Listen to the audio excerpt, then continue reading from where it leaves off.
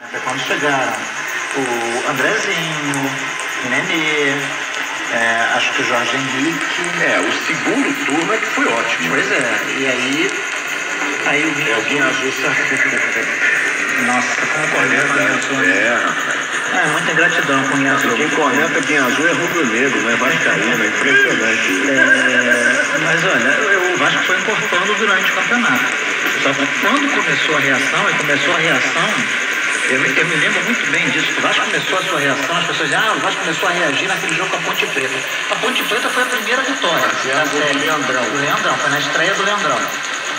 Mas o Vasco tinha começado a reagir uma rodada antes, quando perdeu no Maracanã para o Atlético Mineiro, jogando muito mais do que o Atlético. Perdeu por 2-0 e não merecia perder aquele jogo.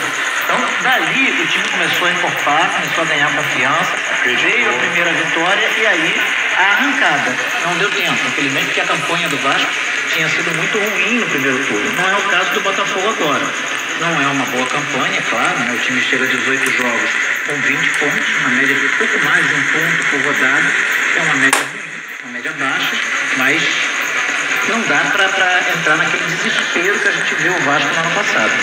Agora, eu imagino que a torcida do Botafogo, esteja muito preocupada com a irregularidade, pensando que de repente numa reta final de campeonato o time acumule algumas derrotas e o rebaixamento aconteça. Isso pode acontecer, né, Dé?